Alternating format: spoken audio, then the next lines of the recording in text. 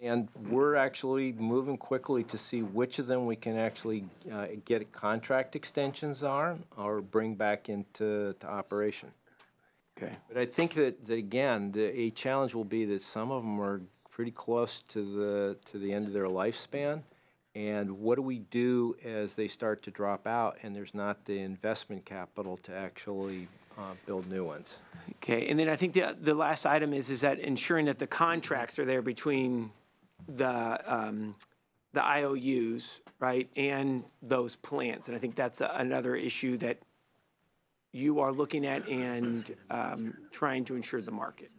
I think that we actually have a bidding process that should get good prices, and we have set standards that actually should hold them to using fire fuels. We had one plant that did idle recently. We tracked a little bit of what was going on. They actually had said they would not take high hazard fuels.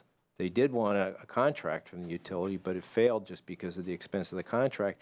And so from the other side is, do we actually further the executive order if we force contracts with projects that aren't going to actually take the high hazard fuels?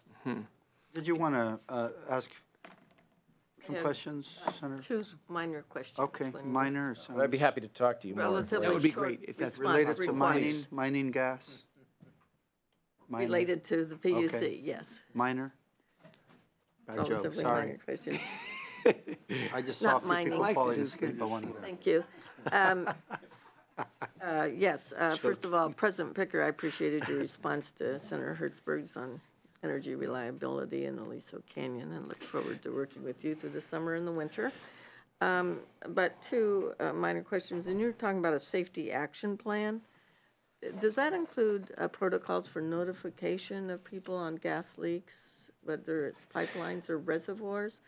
Southern California Edison took a week or 2 weeks to notify the public, and I just wondered if there's some standard protocols in place or if it's in your jurisdiction. We do have standards for notification of hazards from the distribution pipelines and from the transmission pipelines.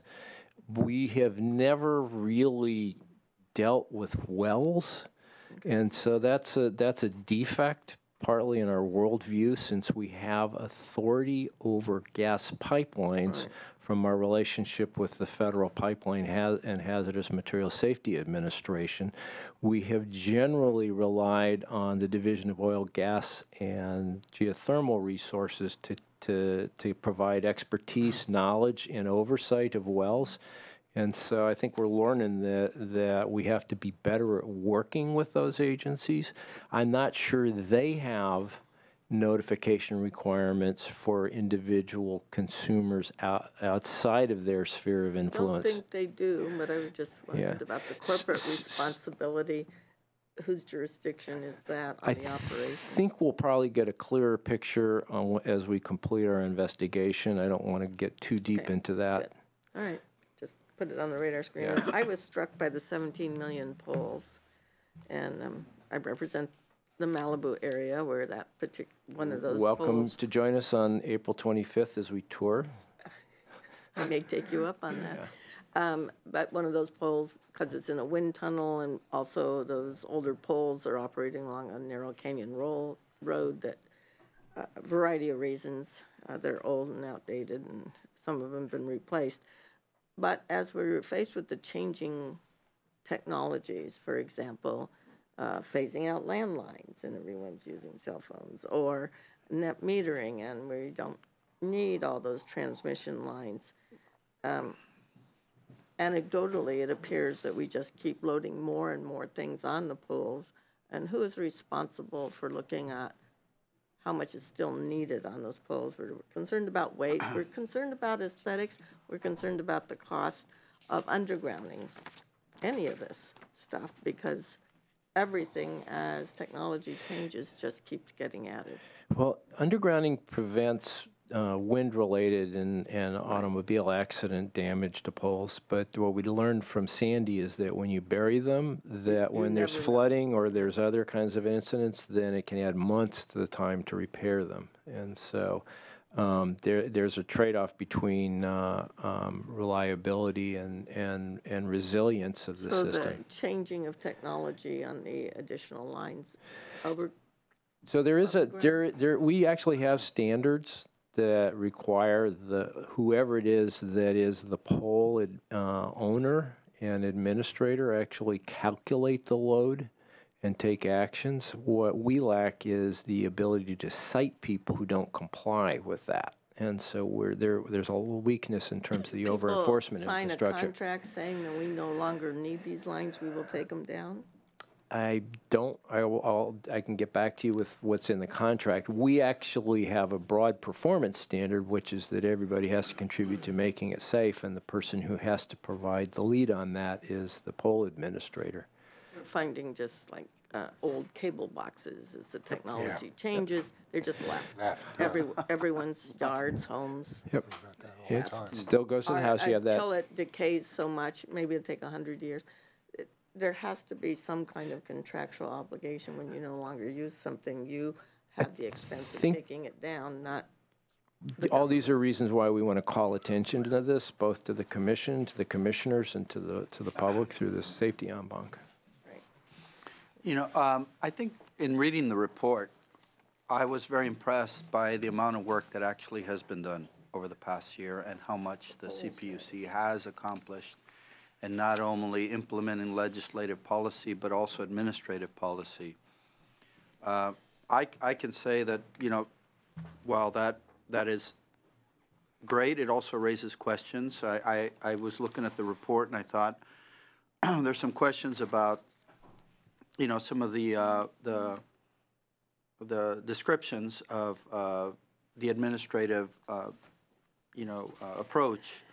The annual report describes the CPUC's switch to rolling portfolio cycle. And it's the idea is to reduce, bureaucracy.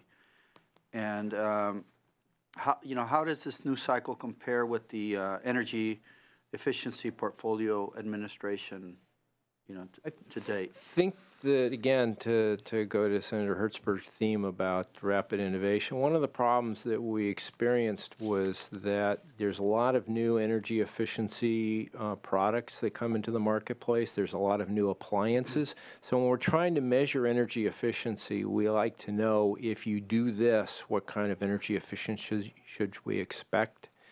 And so there's a separate set of teams, both at the Energy Commission and here, who actually produce that information that goes into this database called DEAR. And it takes time to do that. And then if we have to adopt it in our deliberative process, which is required by law to be able to force those actions by the utilities and to force how they get compensated for them, then we have to have some process. So rather than let it wait, we're trying to have these rolling portfolios. So we used to do it on a 3-year basis. This is designed to allow that to happen more on an annual basis and to constantly update. That's the intent. We'll see if it works better. Well, you also mentioned in the report that the commissioners are taking more responsibility in the oversight of executive management.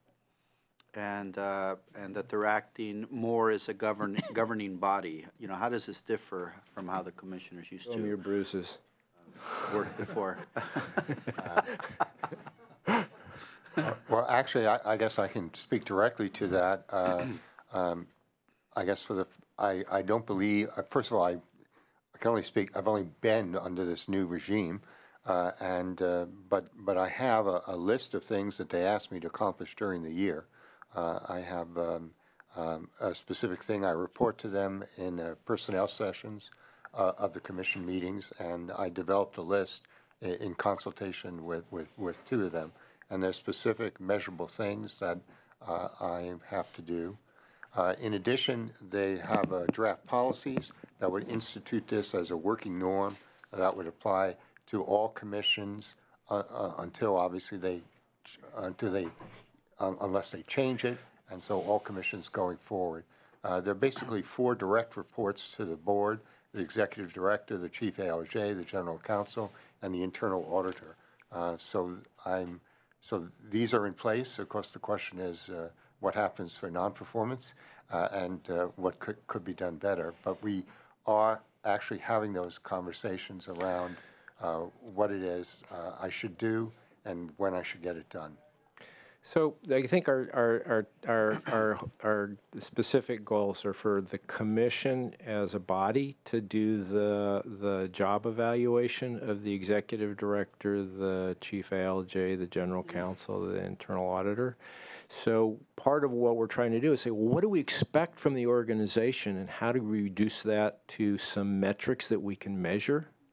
Some of them will be narrative metrics, but eventually we want to have quantitative metrics that we actually can use to evaluate. So, for example, in the executive directors, have you resolved this backlog of developing compliance measures for all of the things we put into our orders? Have you mapped and provided us with a specific set of legislative requirements so that we can see whether we're actually keeping in compliance with what the legislature has asked us to do? Reports. Are the reports timely? Are there other specific requirements that they have requested of us or mandated of us? How are we doing in terms of that? So ways that we can measure. And, you know, these are, with the exception of our chief ALJ, these are people who serve at will. So then I think that the ultimate is that if they're not making progress, we have to ask ourselves, is it because we as the commission have failed to provide them the clear direction? Is it because we have failed to give them the resources and the support that they need? Or are they just not doing the job, and do we have to take some corrective action? I'd like to speak to this just a little. We pioneered this with the safety action plans. For each of them, we had something, what it was someone had to do, who was supposed to do it, and when they're supposed to do it. We've taken that for all ordering paragraphs. We have assigned each ordering paragraph to an analyst who is to check to make sure that the utility does it when they're supposed to do it. And if that's public on our website, if we don't do it, it's easy to see. We've also done, we now have a risk and compliance officer who's going over every audit finding, and what she's trying to check is to make sure that we actually comply. I have to say there are examples where we have not. And she's also tracking every single oversight report, either given to the legislature or to the federal government, when it's due and what our record is. So we're trying to take a systematic approach to basically compliance and engagement with oversight agencies. And we're going it down to the individual level. So not sort of a corporate responsibility, but we know who is supposed to do what and when. Which brings us to the relationship with the legislature. In the annual report, there's a comment that the CPUC commissioners are taking greater responsibility to help the CPUC become more accountable to statute. And so that's, a statement. What does it mean generally, especially when you consider a bill, the net energy metering? We passed a bill by Assemblymember Perea, AB 327, which directs the CPUC to reform the net energy metering rate to ensure that it's based on costs and benefits of renewable energy facility. The Commission, in its most recent decision, announced that it knows well the costs of the NEM, but it does not know the benefits. And for that reason, the Commission decided not to implement this law. I don't think that's absolutely correct. It's a complicated proceeding because there are a lot of different moving pieces. And so what I think we couldn't really quantify in terms of benefits is how do you price the use of individual homeowners' use of the grid itself? And that's highly contested, and I think that we still don't have a good answer there. We tried in our rate restructuring to get answers on that. We asked the utilities to provide information and get people to comment on it and to see if we could reach a consensus on that.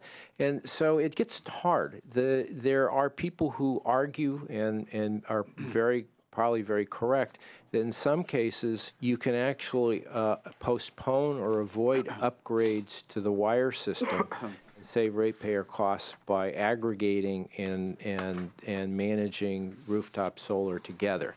How do we value that? How do we figure that into it? You're going through that process. We are struggling with it as of today, and we'll be starting to have conversations in the You're PG&E. saying you're moving in that direction Yes. to try to create a resolution. Okay. Because that's important not just for net energy metering, but for all these other technologies. How do we begin to evaluate their contribution to the system, not just to the customer? And on a similar bill, SB 1018, which requires the CPUC to allocate greenhouse gas emission allowances, the same thing, since 2013, the CPUC has been working on the formula for this, but yet has not authorized the utilities to return the revenue. So the money's been coming in, but there has been no reallocation of these funds under the formula. I understand that the credits were scheduled to occur in November of last year, but of course nothing has been done, and it's been delayed with no date. I'm not sure, but I'll get back to you on that. I actually believe that the next round of credits was about to come out, but you may be correct, so let me check on that. It's the emissions-intensive trade-exposed industries. Okay, so this is the industrial piece of it Yes, rather than the industrial part. residential. Yes. Okay, let me get back to you on where we are on that. But just generally, you know, maybe you could get back to me and let me know what are the steps that you're taking to resolve this.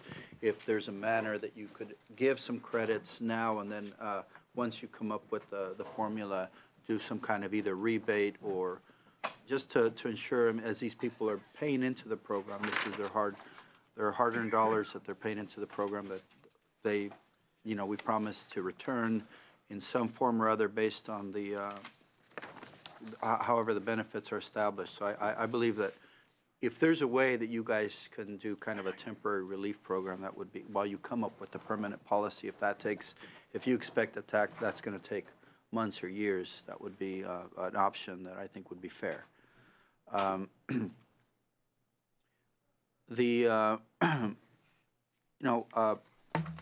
wouldn't do my job if I didn't bring up again, you know, just generally going back to, you know, the TNCs. We had a committee oversight hearing on, you know, the industry, its impacts, and there were more questions raised than answers given. And as primarily as you described yourself, an organization that makes monopolies on the one hand and an organization that audits, I think that's one of them. I think is happening for sure. I think we're moving toward a monopoly in California. If you create an unlevel playing field and one organization has really no oversight or controls, you're going to create a monopoly on the one hand. On the other hand, having the audit function, I would encourage the PUC to use it a little bit more and to probably work with the locals a little bit more to preventing just one company from flooding the market and just putting their competition out of business. I don't think it's good for the economy or the consumer or even the drivers that are affected by this. You might have heard of the Super Bowl incident where TNCs from all over the state came to serve the Super Bowl only to find that they were able, the flood of the vehicles created a reduction of the price to 10 cents a mile. And that customers of the Super Bowl were only allowed to use one industry. And of course, they got the consumers on that end got a great deal, but it was the drivers that came from all over that flooded the market that were really, really hurt by that. And that speaks to kind of the variability of a rate. Nowhere in transportation, whether you use a bus or a taxi or anything else, does the rate change so drastically from really low 10 cents to really high to, you know, $50 a mile. I think that's something, a critical matter that the PUC should explore. in the best interest of the consumers. And of course, we're trying to protect the employees of either industry, wherever they are. There needs to be employee protections to ensure that people want to stay in that industry and service the California population. But did you have any more? I did, thank you. Yeah, go ahead. Thank you, Mr. Chair. And I wanted to just follow up on your comments. Last year, I think many of us were kind of critical as how the commission was managing itself and the administrative functions that you have had and the challenges, and it really suffered for, I think, decades of neglect, and you really have come through in a number of areas. Implementing the Commissioner Farron's governance committees that he suggested, the audit teams, not what we've seen, been good.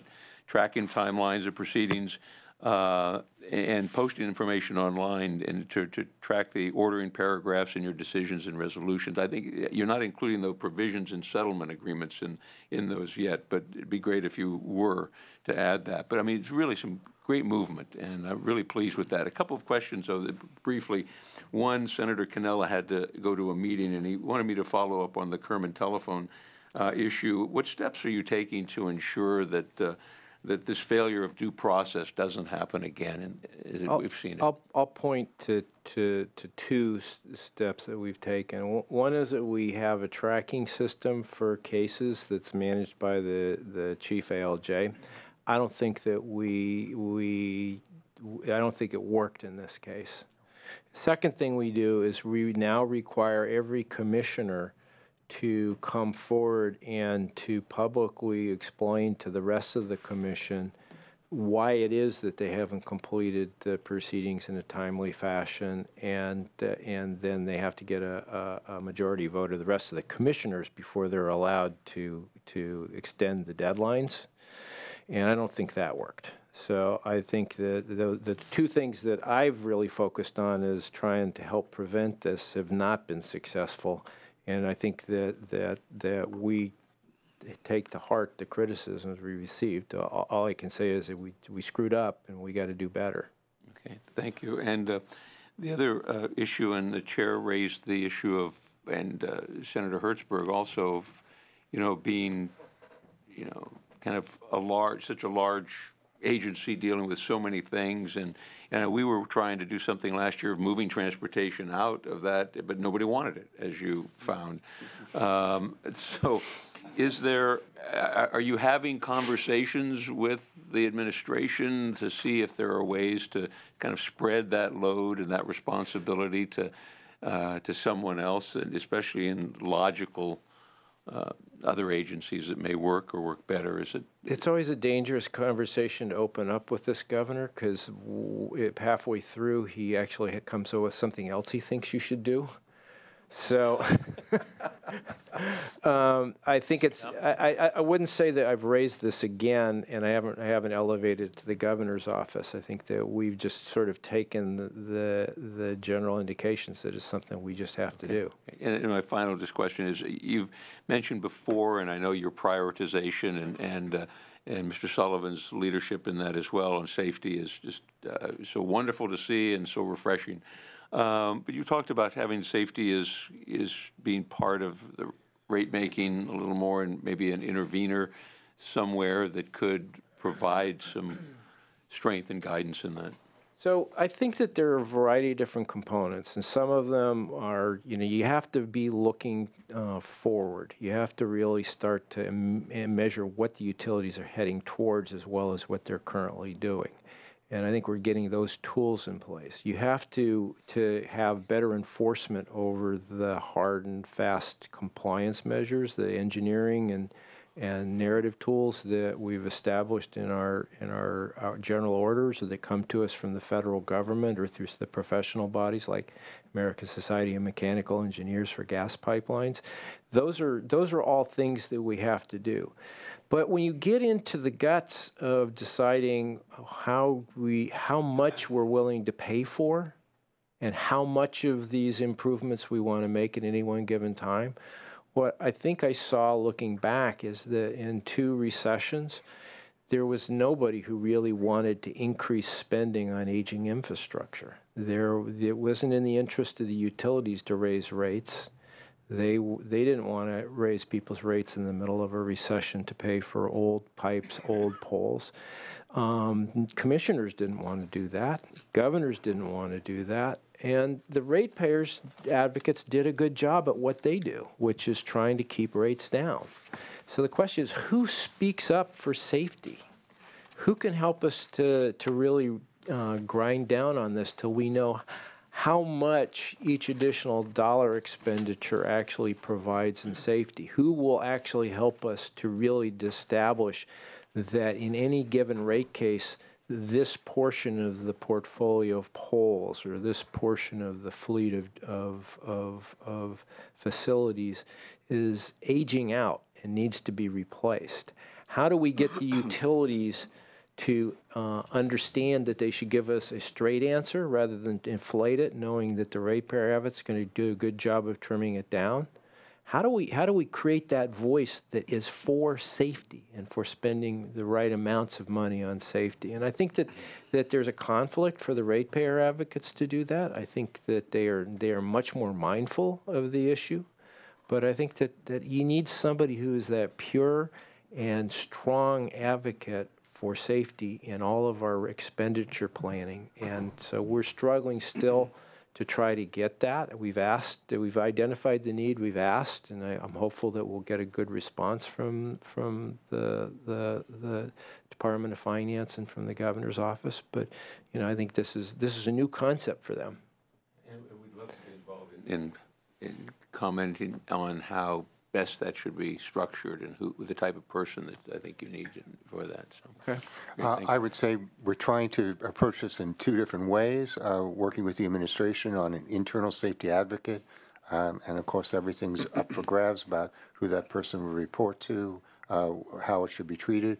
And we also, as part of our safety action plan for this year, we're going to have a workshop with safety advocates. The idea is to sort of see what they need to participate in our proceedings.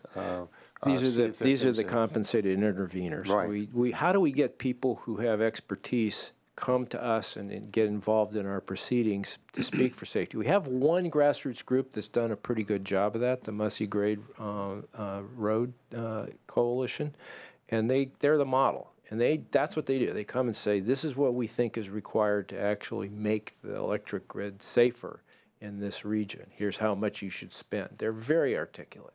How do you get more people to do that? And so we're hoping that a workshop will answer those questions. Well, I want to thank you for changing the direction of the organization. It's very obvious to me that there are lots of different internal controls being put into place, administrative functions being put into place, and of course, implementations of considerable amount of state law that will keep you busy for quite a while. I think if consumer activity is any measure, the CPUC piñata and my local party supply has been replaced with the Donald Trump piñata. So that is good progress. Well, thank you for your patience and for your continued support, and I look forward to working with you closely, and I hope that we continue to improve. Thank you. Thank you. Thank you. And this will conclude our meeting. Thank you.